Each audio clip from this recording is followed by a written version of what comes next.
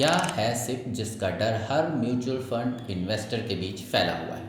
क्यों इन्वेस्टर तेजी से सिप बंद करते जा रहे हैं? सच में इन्वेस्टर्स का पैसा डूबने वाला है? कैसे सिप स्टॉपेज रेशियो 122% पहुंच गया? सिप बंद करने का सही टाइम और सिचुएशन क्या है? क्या इस डगमगाती सिचुएशन में सिप बंद करना प्रॉफिटेबल सोल्यूशन है या नहीं? आइए आज सिप से जुड़े हर जरूरी पॉइंट को कवर करने की कोशिश करते हैं। और अगर आप एक सिप इन्वेस्टर हैं तो वीडियो लास्ट तक जरूर देखें ताकि आपके सभी डाउट्स क्लियर हो सकें। लेकिन उससे पहले एक छोटी सी रिक्वेस्ट, जी हाँ, वीडियो को लाइक करके चैनल को सब्सक्राइब करें। वीडियो में आगे बढ़ें, लेकिन उससे पहले ये जान लेते हैं सिंपल शब्दों में कि ये सिप आखिर है क्या, जिसने आज इन्वेस्टर्स की नींद उड़ा रखी है। देखिए, आजकल मैक्सिमम लोग जिन्हें शेयर मार्केट की नॉलेज है और जिन्हें नहीं भी है, सभी शेयर मार्केट में पैसा लगाते हैं, लेकिन उसमें से 95% लोग अपना पैसा इसमें गंवा बैठते हैं। कॉज है lack of knowledge and experience. इसलिए जो लोग लॉस उठाने के मूड में नहीं होते, उन्हें अपना पैसा सेफ जगह लगाना होता है, और वही लोग म्यूचुअल फंड की तरफ भागते हैं, क्योंकि म्यूचुअल फंड में डेली बेसिस पर अपनी इन्वेस्टमेंट पर नजर नहीं रखनी होती।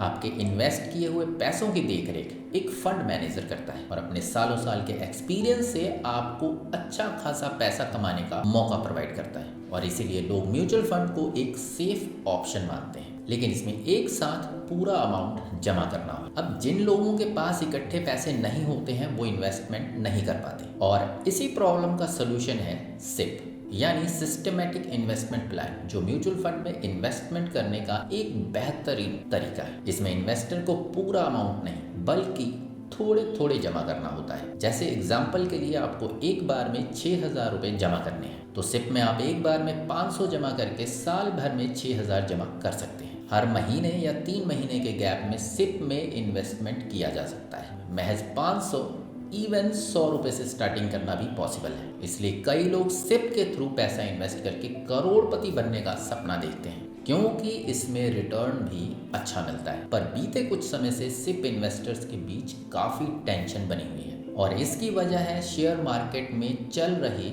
उथल पुथल। पिछले कुछ समय से शेयर मार्केट की हालत बहुत नाजुक चल रही है। दोनों बेंचमार्क इंडेक्स सेंसेक्स और निफ्टी भी काफ़ी नीचे गिर चुके हैं। शेयर मार्केट में आई इस गिरावट की वजह से पिछले एक साल में सिप के जरिए जमा की गई यूनिट्स की कीमतों में अच्छी खासी गिरावट देखने को मिली है, जिसे देखते हुए कई इन्वेस्टर्स तेजी से सिप को बंद कर रहे हैं। जहां दिसंबर 2024 में सिप स्टॉपेज रेशियो 83% था, वो जनवरी में बढ़कर 109% पार कर चुका है, और फरवरी में ये रेशियो इंक्रीज करके 122% हिट हुआ। यानी आप देख सकते हैं कि कितनी तेजी से लोग सिप को बंद कर रहे हैं। लोग मार्केट की सिचुएशन से इतना ज़्यादा डर चुके हैं कि वो लगातार अपनी सिप को बंद करते जा रहे हैं। इस चार्ट को देखिए, जिसे एमफी यानी association of mutual fund in India की तरफ से पब्लिश किया गया है, जिसमें सिप की डिसकंटिन्यूएशन और कंटिन्यूएशन का पूरा ब्यौरा है। साल की शुरुआत में लगभग 56 लाख सिप ओपन हुई थी, यानी इतने लोगों ने सिप में रजिस्टर करवाया था। लेकिन एक महीने बाद सिर्फ 44 लाख सिप ही रजिस्टर हुई। लेकिन अगर डिसकंटिन्यूएशन को देखें तो उनका रेशियो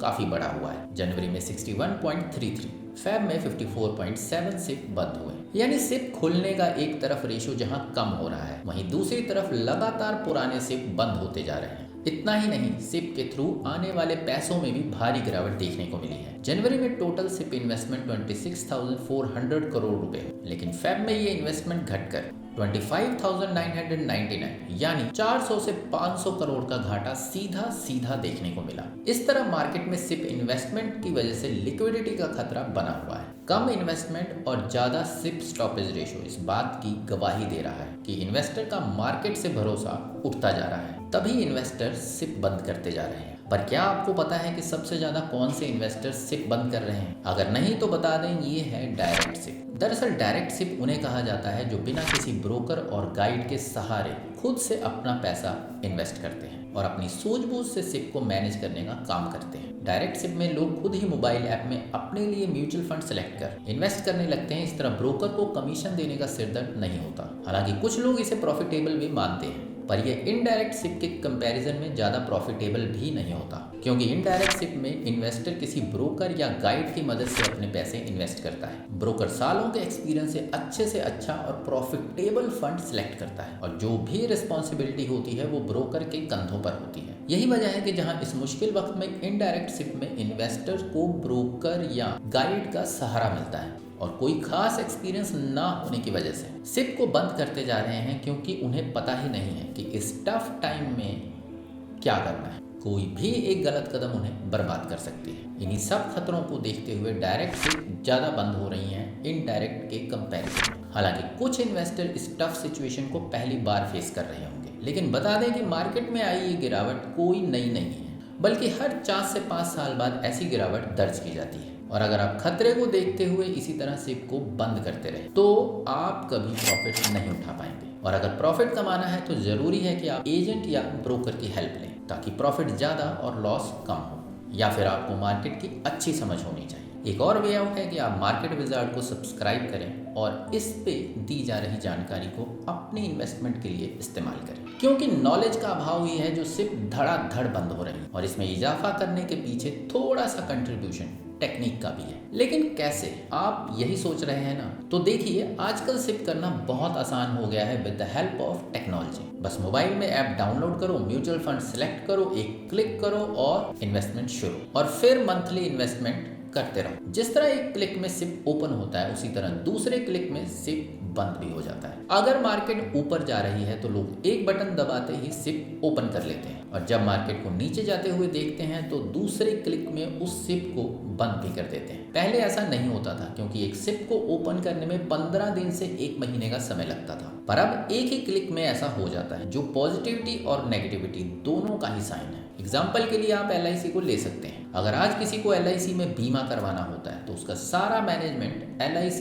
एजेंट के पास होता है कि इन्वेस्टर के, और ये बीमा भी 15 से 25 साल जितने लंबे समय के लिए किया जाता है। लेकिन सोचिए, अगर बीमे का मैनेजमेंट भी इन्वेस्टर के हाथ दे दिया जाए तो क्या वो इस बीमे को इतने लंबे समय तक चालू रख पाएगा? इट्स नॉट पॉसिबल, क्योंकि लोगों में इतना पेशेंस है ही नहीं कि वो सालों साल तक अपने पैसे को एक जगह लगा रहने दें। लेकिन LIC में इतना स्ट्रिक्ट डिसिप्लिन रखा गया है कि समय पूरा होने से पहले आप अपना पैसा निकाल ही नहीं सकते, और अगर किसी ने FD या RD बीच में तोड़ी तो उसे इसका नुकसान उठाना पड़ता है। पर सिप में ये डिसिप्लिन इतना स्ट्रिक्ट नहीं है, जो कि एक अच्छी बात है। लेकिन सबसे बुरा पॉइंट भी इसका यही माना जाता है, क्योंकि डिसिप्लिन ना होने की वजह से ही लोग सिप में मोटा मुनाफा कमाए बिना ही इसे बंद कर देते हैं, और सिर्फ 1% लोग ही ऐसे होते हैं जो इसे लास्ट तक, लंबे समय तक कंटिन्यू रख पाते हैं, और एट द एंड इन्हें डिसिप्लिन लोग भारी भरकम प्रॉफिट भी मिलता है, और 100 में से 1% लोग ही इससे करोड़पति बन पाते हैं। देखिए, सिप में एक सीधा सा फंडा है,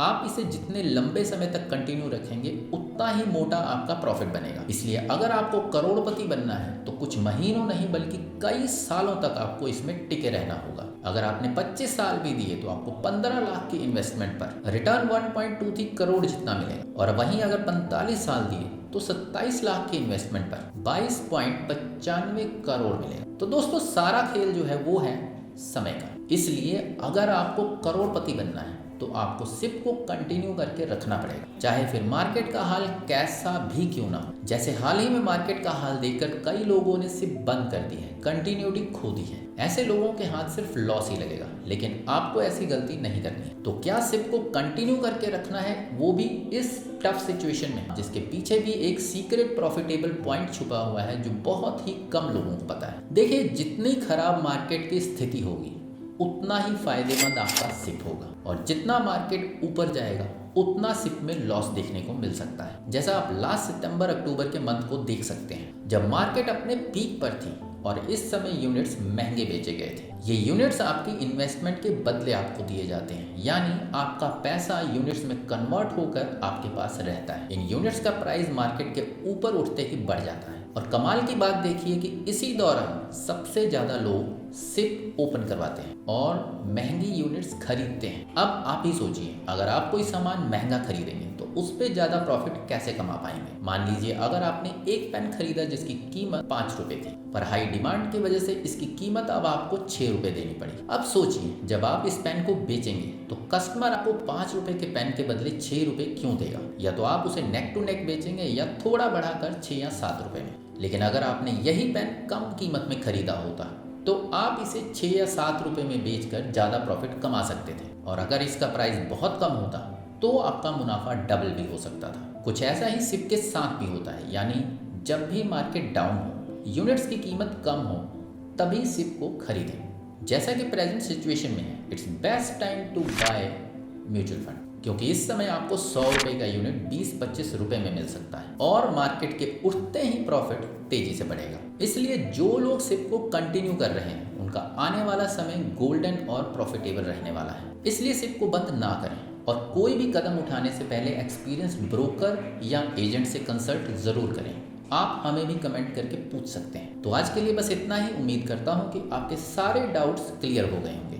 अगर यस तो वीडियो को लाइक शेयर करके चैनल से जुड़े रहने के लिए चैनल को सब्सक्राइब जरूर कर लें और किसी भी सूरत में बेल आइकन दबाना बिल्कुल ना भूलें। मिलता हूं अगली वीडियो में एक नई जानकारी के साथ, एक नए टॉपिक के साथ। तब तक के लिए नमस्कार।